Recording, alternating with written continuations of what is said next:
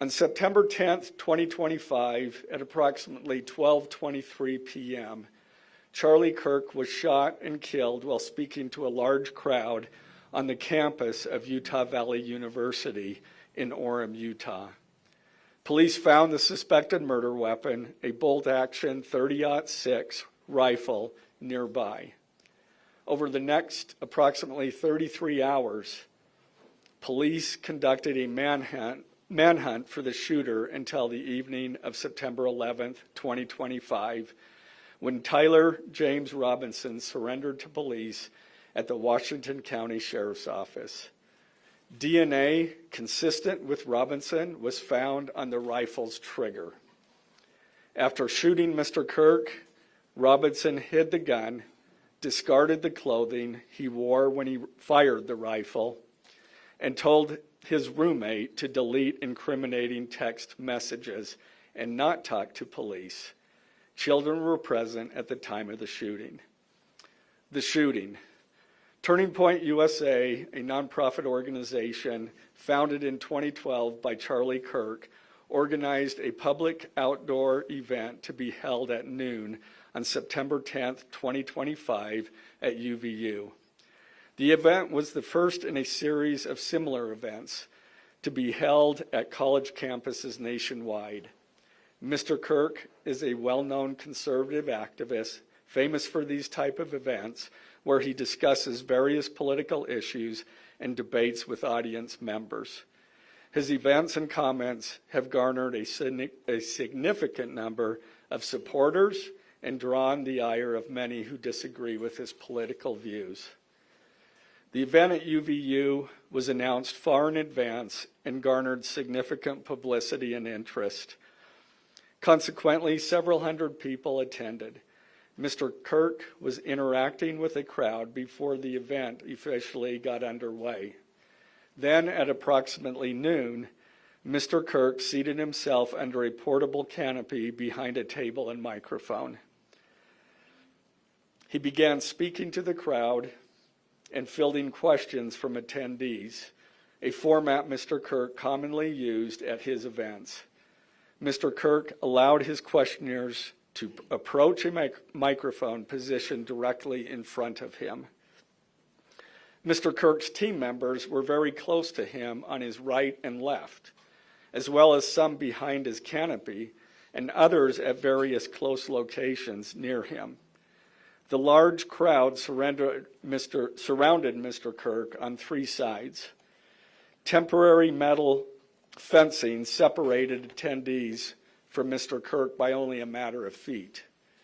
Directly above and behind Mr. Kirk was the UVU Hall of Flags, an indoor walkway spanning several hundred feet with floor-to-ceiling glass windows which overlooked the plaza where Mr. Kirk was seated. People were in the walkway at the time of the shooting. Approximately 15 minutes into the event, Mr. Kirk was answering a question about mass shootings by transgender individuals when a gunshot rang out. The bullet struck Mr. Kirk in the neck. He slumped to the ground almost immediately. The bullet's trajectory passed closely to several other individuals beside Mr. Kirk, including the questioner who was standing directly in front of Mr. Kirk. Children were visible near Mr. Kirk's stage when he was shot. Mr. Kirk was rushed to a nearby hospital where he was declared deceased. The medical examiner's report is still pending. So UVU surveillance. So at the moment of the shot, a UVU police officer was watching the crowd from an elevated vantage point. As soon as he heard the shot, he began to scan the area for threats. Believing the shot came from a rifle because of its sound, he looked for potential sniper positions. He noted a roof area approximately 160 yards away from Mr. Kirk as a potential shooting position and rushed there to look for evidence. The suspected shooting position is adjacent to an open, publicly accessible walkway. To access the suspected location, A person must climb over a railing and then drop to the roof only slightly below. The UV officer climbed over the railing and down onto the roof. He then walked to the suspected shooting position and confirmed a clear shooting corridor between the position and Mr. Kirk's seat. He also noticed markings in the gravel rooftop, consistent with a sniper having lain on the roof, impressions in the gravel potentially left by the elbows, knees, and feet of a person in a prone shooting position. Police reviewed surveillance from the camera covering the roof and discovered that it recorded an individual dressed in dark clothing cross the railing from the public walkway and drop onto the roof at approximately 12:15 p.m. Although the individual moved out of the camera's view for a short time, the camera again captured the individual running across the roof and then low crawling to the area the UVU officer recognized as where the suspected sniper had dropped into a prone shooting position. After a short time, which matches the known time of the shot, the individual arose and ran across the roof to the northeast. This discovery led to an intensive review of UVU surveillance recordings to attempt to track and identify the suspect. Surveillance revealed the following. At approximately 11:51 a.m., the suspect entered campus from the north. He is seen wearing a black shirt with an American flag in the center, a dark baseball cap, and large sunglasses. Throughout the surveillance, the suspect keeps his head down and rarely raises his head enough to get a clear image of his face. As he proceeds across the campus, he is seen walking with an unusual gait. The suspect walks with very little bending in his right leg, consistent with a rifle being hidden in his pants. This unusual gait continues until the suspect is seen crossing the railway off the open walkway and onto the roof, where he leaves the camera's view. A camera later captures the suspect as he runs across the roof to the suspected shooting position. Immediately after the shot was fired, a camera captures the suspect running across the roof carrying an item whose shape is consistent with a rifle. The suspect is then seen climbing down from the roof. He appears to drop the item he was carrying as he hits the ground in a controlled fall. He then picks up the item and runs toward the northeast end of campus. Expanded crime scene investigation. Law enforcement officers followed the suspect's escape path to the northeast end of campus, where they believe the suspect left campus and entered a wooded area.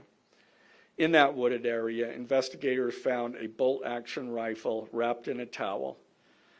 The rifle contained 1 spent round and 3 unspent rounds.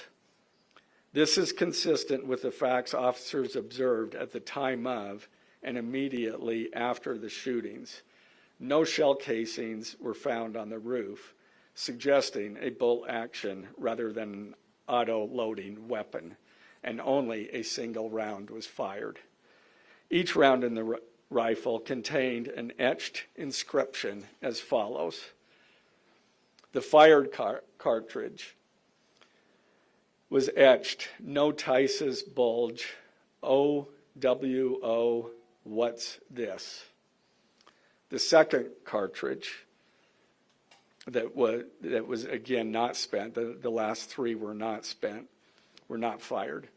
The second, "Hey fascist, catch," with arrow symbols. The third cartridge, "Oh Bella Chow, Bella Chow, Bella Chow, Chow Chow." The fourth cartridge, "If you read this, you are gay, LMAO." The rifle, ammunition rounds, and towel were sent for forensic processing. DNA consistent with defendant was found on the trigger, other parts of the rifle, the fired cartridge casing, 2 of the 3 unfired cartridges, and the towel. Law enforcement was unable to immediately locate the shooter, so they published photos of the shooter from the UVU surveillance cameras and asked for the public's help to identify him. Meanwhile, law enforcement continued to try to identify the shooter through other means. The Washington County investigation. On the evening of September 11th, 2025, as law enforcement continued their investigation, Tyler James Robinson went to the Washington County Sheriff's Office with his parents and a family friend to turn himself in. Robinson's mother stated that the following to police. On September 11th, 2025, the day after the shooting, Robinson's mother saw the photo of the shooter in the news and thought the shooter looked like her son. Robinson's mother called her son and asked him where he was.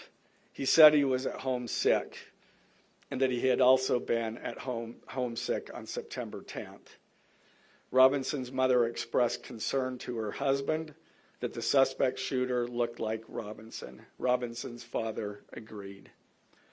Robinson's mother explained that over the last year or so, Robinson had become more political and had started to lean more to the left, becoming more pro-gay and trans rights oriented. She stated that Robinson began to date his roommate, a biological male who was transitioning genders. This resulted in several discussions with family members, but especially between Robinson and his father, who have very different political views. In one conversation before the shooting, Robinson mentioned that Charlie Kirk would be holding an event at UVU, which Robinson said was a stupid venue for the event. Robinson accused Kirk of spreading hate. Robinson's father reported that when his wife showed him the surveillance image of the suspected shooter in the news, he agreed that it looked like their son. He also believed that the rifle that police suspected the shooter used matched a rifle that was given to his son as a gift. As a result, Robinson's father contacted his son and asked him to send a photo of the rifle. Robinson did not respond. However, Robinson's father spoke on the phone with Robinson. Robinson implied that he planned to take his own life. Robinson's parents were able to convince him to meet at their home. As they discussed the situation, Robinson implied that he was the shooter and stated that he couldn't go to jail and just wanted to end it. When asked why he did it, Robinson explained there is too much evil and the guy, referring to Charlie Kirk, spreads too much hate. They talked about Robinson turning himself in and convinced Robinson to speak with a family friend who is a retired deputy sheriff. At Robinson's father's request, the family friend met with Robinson and his parents and convinced Robinson to turn himself in. The family friend spoke to police and reported telling Robinson that it would be best if he brought all evidence with him to the sheriff's office to avoid police having to search his parents' home. The friend also asked Robinson if he had any clothes that were related to what he did. Robinson replied that he had disposed of the clothes in different areas. The roommate. Police interviewed Robinson's roommate, a biological male who was involved in a romantic relationship with Robinson. The roommate told police that the roommate received messages from Robinson about the shooting, and he did provide those messages to police. On September 10th, 2025, the roommate received a text message from Robinson which said, "Drop what you're doing. Look under my keyboard." The roommate looked under the keyboard and found a note that stated, quote, "I had the opportunity to take out Charlie Kirk, and I'm going to take it." Police found a photograph of this note. The following text exchange, then took place. After reading the note, the roommate responded, "What?" You're joking, right? Robinson, I am still okay, my love, but am stuck in Orem for a little while longer yet. Shouldn't be long until I can come home, but I gotta grab my rifle still. To be honest, I had hoped to keep this secret till I died of old age. I am sorry to involve you. Roommate, you weren't the one who did it, right? Robinson, I am. I'm sorry. Roommate, I thought they caught the person. Robinson, no, they grabbed some crazy old dude, then interrogated someone in similar clothing. I had planned to grab my rifle from my drop point shortly after, but most of that side of town got locked down. It's quiet, almost enough to get out, but there's one vehicle lingering. Roommate, why? Robinson, why did I do it? Roommate, yeah. Robinson, I had enough of his hatred. Some hate can't be negotiated out. If I am able to grab my rifle unseen, I will have left no evidence. Going to attempt to retrieve it again. Hopefully they have moved on. I haven't seen anything about them finding it. Roommate, how long have you been planning this? Robinson, a bit over a week, I believe. I can get close to it, but there is a squad car parked right by it. I think they already swept that spot, but I don't want to chance it. Robinson again, I'm wishing I had circled back and grabbed it as soon as I got to my vehicle. I'm worried what my old man would do if I didn't bring back Grandpa's rifle. IDEK if it's had a serial number, but it wouldn't trace to me. I worry about prints. I had to leave it in a bush where I changed outfits. Didn't have the ability or time to bring it with. I might have to abandon it and hope they don't find prints. How the F will I explain losing it to my old man? Only thing I left was the rifle wrapped in a towel. Remember how I was engraving bullets? The F in messages are mostly a big meme. If I see notice bulge UWU on Fox News, I might have a stroke all right. I'm going to have to leave it. That really effing sucks. Judging from today, I'd say Grandpa's gun does just fine, IDK. I think that was a $2K dollar scope. Wink, wink. Robinson again, delete this exchange. Again, Robinson, my dad wants photos of the rifle. He says Grandpa wants to know who has what. The feds released a photo of the rifle, and it is very unique. He's calling me, RN, not answering. Robinson, since Trump got into office, my dad has been pretty diehard MAGA.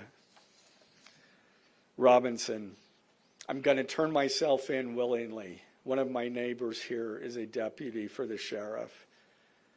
Again, you are all I worry about, love. That came from Robinson. Roommate, I'm much more worried about you. Robinson, don't talk to the media, please. Don't take any interviews or make any comments. If any police ask you questions, ask for a lawyer and stay silent. The search for Robinson's residence. Police executed a search warrant on Robinson's residence. During that search, police discovered a shell casing with etchings like the etchings found on the shells in the rifle near UVU. Police also found several target boards with bullet holes in Robinson's home. Now, as I stated in the beginning when I read those allegations, these are allegations. And like the evidence set forth in this statement, those allegations, what you've heard from the media, even from state and federal officials, has not been tested in the crucible of a jury trial. I understand the public's desire to know the facts. My own family members have pressed me for information. Why are we reluctant to share the details of the investigation itself and comment on the case, because I want to ensure a fair and impartial trial. I became a prosecutor because of my love for the ideals of this great country and the principles embedded in our Constitution. The free exchange of ideas and opinions is critical to this great American experiment, but so too are the protections afforded to the accused found in the Fifth and Sixth Amendments: the right against self-incrimination, the right to a speedy and public trial, the right to the effective assistance of counsel, the right to confront one's accusers, and the right to compel the attendance of witnesses. And perhaps most importantly, under our Constitution, the accused is presumed innocent until we, the state, prove to an impartial jury of defendant's peers his guilt beyond a reasonable doubt. That jury cannot rely on our allegations, on what they hear in the news, or on what they hear from a public official. The jury is the sole trier of fact, and they will ultimately determine those facts based on evidence a trial judge has determined is admissible. Again, as prosecutors, we bear the burden to prove guilt beyond a reasonable doubt. But make no mistake, we welcome this burden. I'd like to now introduce my trial team who will be charged with prosecuting the case. This is a veteran and expert team of some of the state's best trial attorneys.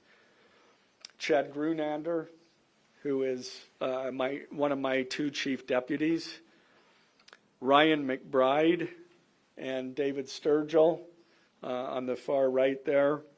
And those two were very much involved in preparing search warrants, did a phenomenal job, worked day and night to see that accomplished well after Robinson was taken into custody.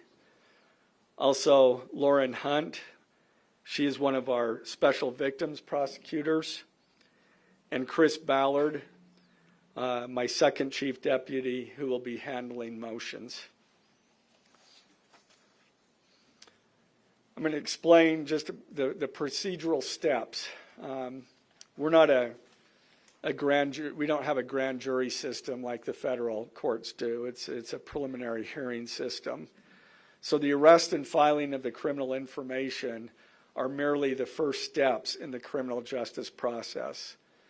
Today at 3 p.m., the defendant will appear before a judge in the Utah 4th District Court for his first appearance to be informed of these charges and to ensure that he has an attorney to represent him. The hearing will be brief. The judge will conduct that first appearance virtually via WebEx. This is not unusual. In the 4th District, all felony first appearances for defendants who are in custody are held virtually. A link to that hearing is available for media on the Utah State Court's X account at Utah State Courts. Now, following defendant's first appearance, he will be entitled to a preliminary hearing. At that hearing, the state will be required to show probable cause that defendant committed the crimes. The purpose of the preliminary hearing is not to determine guilt, but simply to assure the court that the prosecution has enough evidence to proceed to trial. If a judge finds probable cause and binds the case over for trial, an arraignment hearing will be held. At that hearing, a judge will again inform defendant of the charges against him and require him to enter a plea to each charge.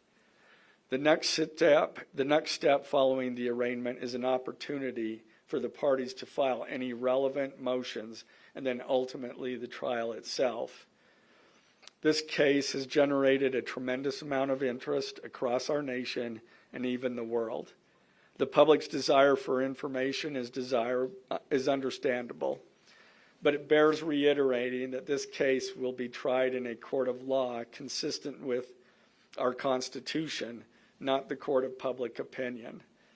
Thus, we will only discuss with the press, discuss the case with the press occasionally. It will not be a day-to-day or even week-to-week occurrence, but we will only do so in a manner as not to jeopardize the fair trial process. Before I conclude, I want to express my appreciation for the tireless work of our local, state, and federal law enforcement officers. They have an extremely difficult, dangerous, and often thankless job. I'm proud to acknowledge the exceptional work they do every day, and particularly their work on this case. It was truly a marvel to witness. Their skilled work and dedication have brought us to this point. I'm also grateful for the leadership demonstrated by Bo Mason, the Commissioner of the Utah Department of Public Safety, FBI Special Agent in Charge Rob Bowles, Utah County Sheriff Mike Smith, our local police chiefs, and Felice John Vitti, the acting U.S. Attorney for the District of Utah. I'm also grateful for the support of our Governor, Spencer Cox, and our Attorney General, Derek Brown, who is standing behind me today and has offered his support and resources as we proceed to trial. Finally, I want to thank our Utah County Commissioners, Amelia Powers Gardner, Brandon Gordon, and Skylar Beltran. They too have pledged to assist with the resources needed to successfully prosecute this case. I will now take a few questions. For questions, ladies and gentlemen, just really fast, if you could identify yourself and what organization. Yeah, thank you. Okay.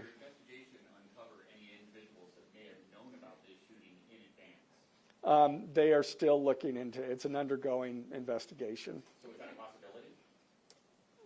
They haven't ruled that out. Ed Lavanero with CNN, the text messages you exchanged with the roommate, can you kind of give us a sense of, did that happen over several hours? Did it happen before? I don't have that information. Emily Anderson, Stern, the Solid Tribune. I know, acknowledging that you made this decision to pursue the death penalty independently, did you hear it all from the Trump administration or Governor Cox's administration as you were working on these charges? I talked to officials from both administrations, but I was not pressured to make a decision. I understood their feelings on it because it was in the news, but we didn't really discuss that. Mr. Gray, the FBI director said any indication that transgender issues played a role in the motivations for this shooting? I'm going to stick to what I just stated in my public, in our information. I think that is pretty much set forth there. Mr. Gray, Ben Winslow, Fox 13 News, just asking, are you planning to file additional charges against anyone else in connection with this? Again, we don't have any information at this point of additional suspects, but I know that our law enforcement agencies are continuing to follow leads. Mr. Gray, the FBI director today said that you are, quote, or that other people, a number of people are being investigated and interrogated.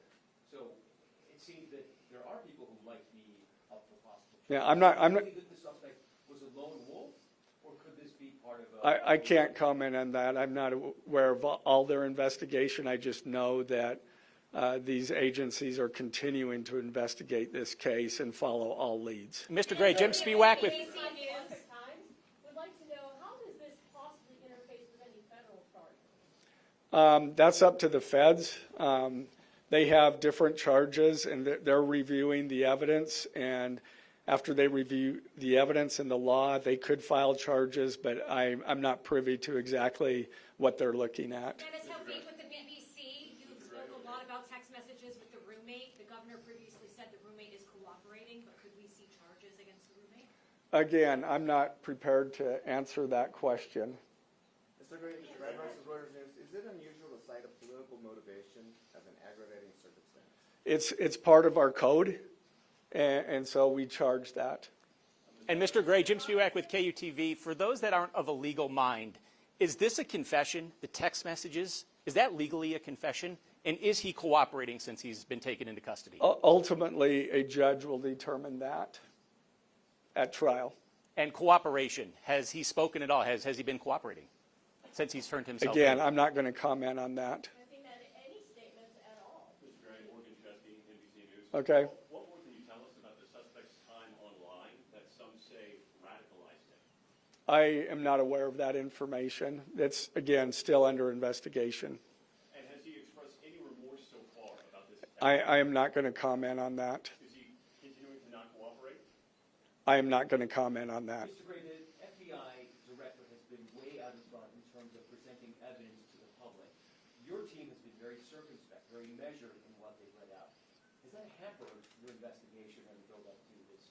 Well, as attorneys, we typically like to control that information to preserve an impartial jury and a fair trial. Does the suspect have representation? Does he have a lawyer yet? Excuse me? Does the suspect have a lawyer? I don't have that information. Can you tell us more about what the family may have said in interviews? Um, His mother? What the family said is what I provided. Mr. Gray, do you anticipate that the defense will try to get this trial moved out of Utah County, and how will you respond to that? That from where? From Utah County? That the defense will be from Utah County? That they will try to get the trial moved to different locations? I couldn't predict what they're going to do. You say, is there any evidence to suggest that the timing of the shot and the question that was asked about mass shootings, transgender, is that more than coincidence? That will be for a jury to decide. Mr. Gray, are you confident that the roommate had no part of this attack whatsoever? Again, I'm not going to comment on the evidence. But the evidence so far, does it show any involvement? Again, I'm not going to comment on other than the facts that or the evidence that we've gathered so far. Mention of the DNA here in the press conference jeopardized his right to a fair trial? I don't believe so. This is part of a public document that we have to file as we file a criminal information. We have to file a probable cause statement. That's a public document, and so we're comfortable with that. Are his parents and the roommate still cooperating?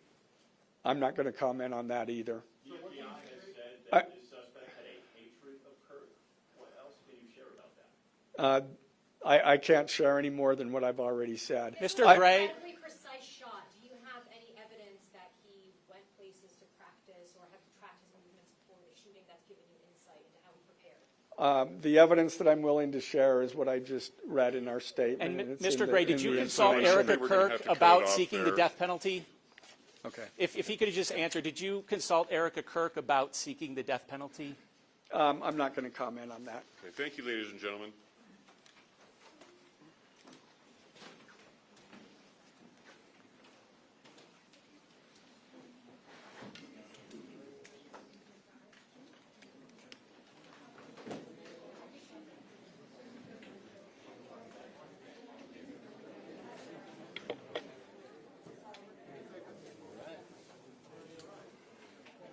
Okay, we're standing by. I think all of you know that the charges will be available online. We're in the final stages of processing that, and they'll be available on the utahcounty.gov website as well as on the Utah County Attorney's website. So look for them there. Thank you. So people won't have to pay for it on exchange, or?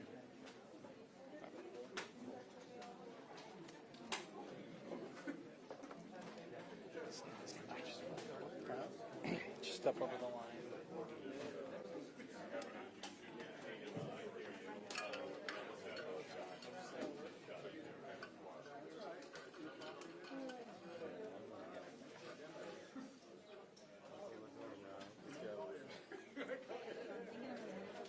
Sure.